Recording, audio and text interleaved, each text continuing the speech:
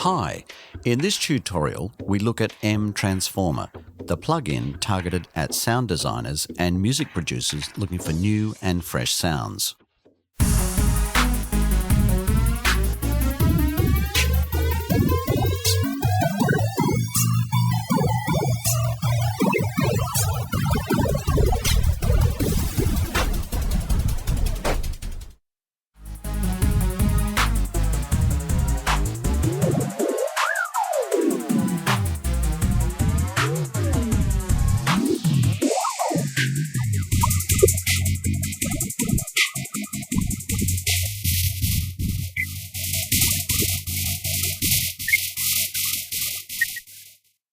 You've probably heard that any sound can be represented as a sum of potentially infinite number of harmonics, and MTransformer does exactly that.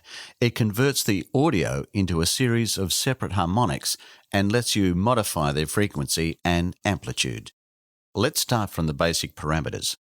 Transform controls a smooth transition from the transformation panel's default state to your settings.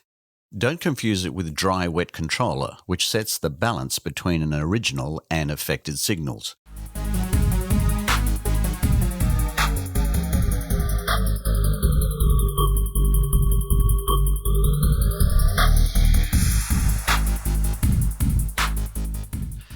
We'll get to the transformation panels later. Variate parameter adds a random control signal to create pitch fluctuations. We can easily hear it on a sine wave.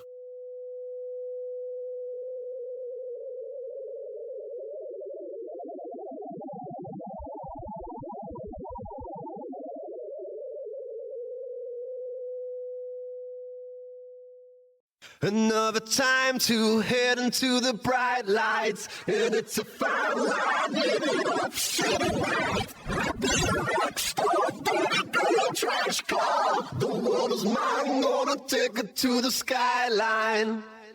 The next parameter, smearing, lets us smear a signal in time.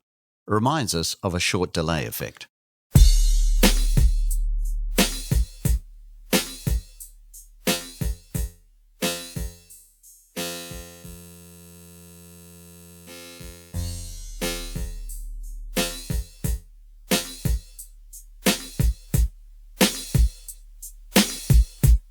The pitch shift controller doesn't need any explanation, I guess.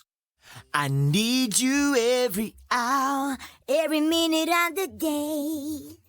Shower me with your love, baby. Make it rain. Never thought that I would ever feel this way for a woman like you. One of the pitch shifting side effects is a so-called Mickey Mouse effect. It happens because by doing so, we distort a spectrum envelope.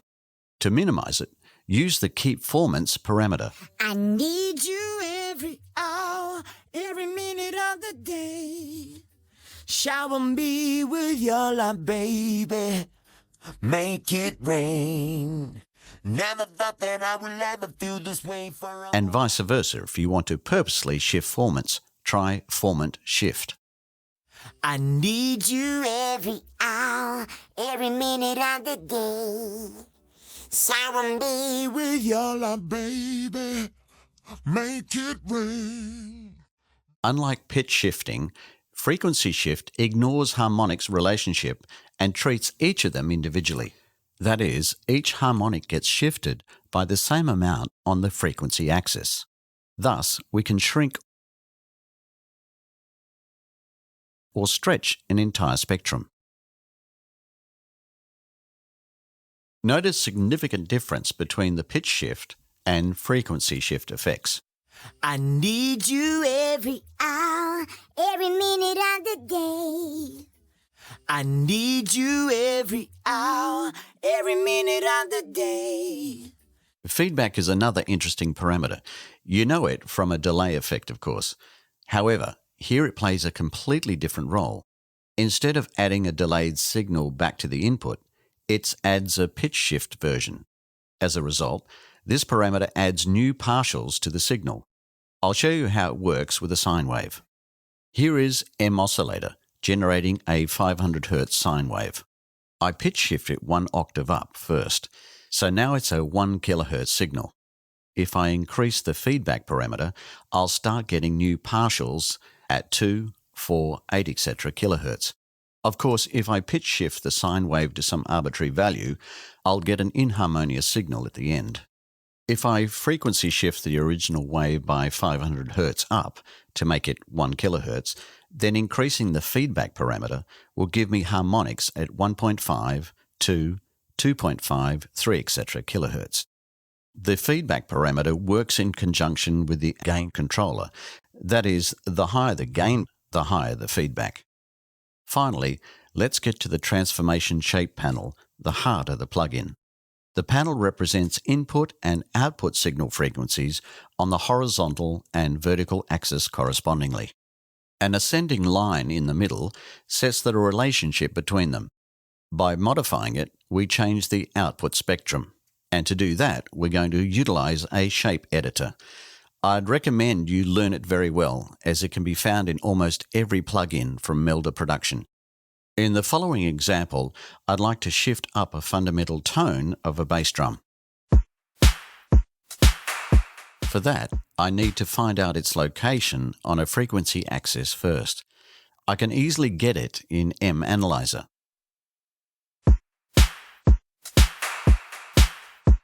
As you can see, the loudest frequencies of my bass drum are located between 20 and 400 Hz. Next, I must set this range in the transformation panel. I do it by adding 2 points, like this. And now, if I lift up this segment, I'll transpose the 20 to 400 range up.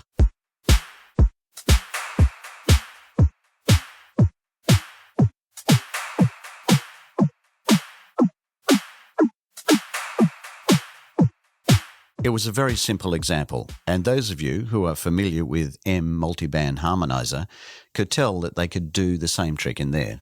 However, soon you'll see that MTransformer is capable of much more complicated things. For instance, we can compress an entire 20 Hz to 20 kHz spectrum down to a single sine wave.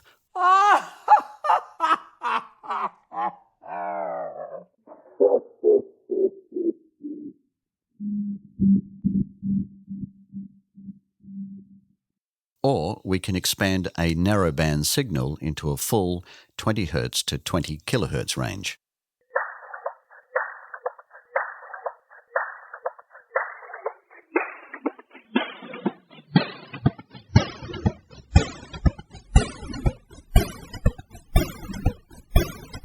As you can see in the last 2 examples, the new sounds hardly remind us of the originals, and they don't sound like anything we can hear around in life. It's because in both cases, we have completely destroyed the foundation of the natural sound, its harmonic structure. Of course, they were extreme cases, and we don't have to go that far to get an unusual and new sound. I just wanted to demonstrate the plugin's possibilities. The second parameter of a signal that you can manipulate as freely as frequency is an amplitude. For that, we're going to employ the second panel called the level. The idea is similar to the pitch panel. That is, the horizontal axis represents the input signal's level and the vertical axis the output one. As you've already guessed, here we can completely reshuffle a signal's amplitude. The first time I saw it, I thought about a spectral compression and expansion. Moreover, unlike in M spectral dynamics, here you don't need to worry about a detector's setting. Depending on a transferring curve shape, the plugin simply recalculates old level values into new ones. Sounds like the best type of compression to me. However, things are not as simple as they may seem at first. Anyway, let's check it out. Here's the track I'm going to use in the next example.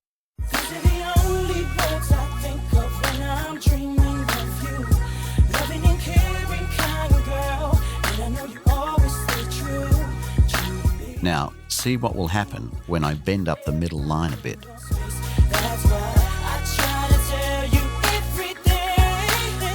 As you hear, the track sounds much brighter now and it seems louder, and vice versa. If I bend the middle line down, the track will sound dull. Hell yeah, we had a bad in the past, but I'm here to change that. We connect like J Wills to this track. So what's going on here? In both cases, we're controlling the low-level components of the signal. And because high-frequency components are usually much lower in levels than their low-frequency counterparts, it's them who get affected first. Make no mistake, this process is frequency independent. It's completely different to applying high-shelf EQ, for example, and it doesn't have anything in common with a traditional compression either. Back to the level panel. In the next example, I'm going to turn levels upside down. That is, whatever was loud will become quiet and vice versa. Quiet levels will become loud ones.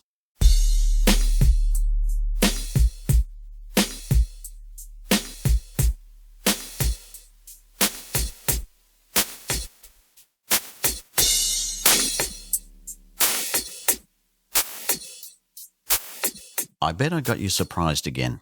It's not what you expected, is it? Again, with this type of processing, we must understand that we don't work with whole sounds as such. That is, we don't remix the balance between different sounds as we do in a mixer. What we do is we break the sound down into small pieces or blocks first, and then we reshuffle their frequency and level positions. As a result, the original characteristics of the sound get completely destroyed. So how does a sound get split and where? For that, a fast Fourier transform algorithm is employed. The description of the algorithm is out of this tutorial scope. However, knowing the basic stuff won't hurt. Open the spectral settings panel located above the panel we just learned. The buffer size is what we're looking for. This parameter defines the size of the blocks expressed in terms of sampled units.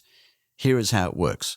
First, MTransformer reads a portion or a block of audio. Next, the plugin analyzes it.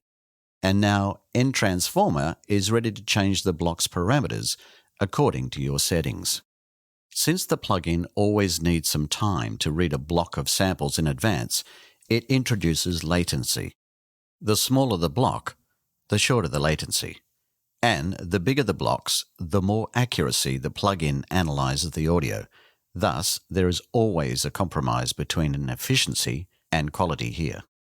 You'll also notice that a big block size introduces a pre-echo to the signal.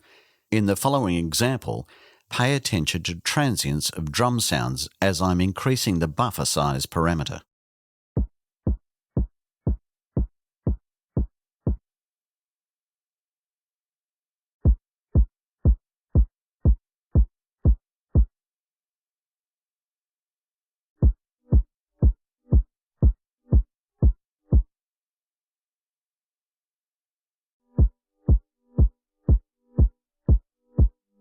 This artifact alone can stop you from applying that inertia-free compression I demonstrated before. However, for a sound destruction, it can be just a part of the process. The next parameter is resolution. It's one more controller responsible for an accuracy of an audio analysis. The smaller the value, the more accurate the analysis is, potentially. But watch the CPU meter, as it can go quite high at small resolution settings. Turning on MS processing makes the plugin work in mid-side mode instead of left-right one. It helps to avoid a disbalance that can be caused by the plugin's action. From another side, the left-right mode can create an unusual stereo effect. Have a listen to this guitar track, for instance.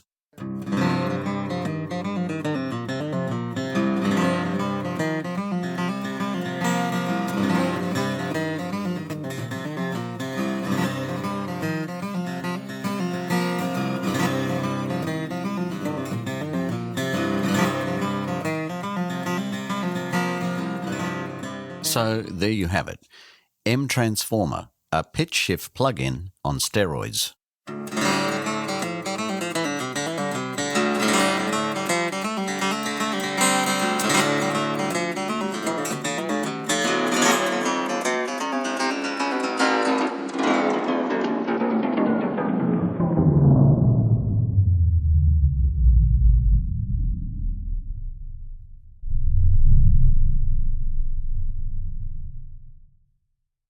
Happy signal transforming.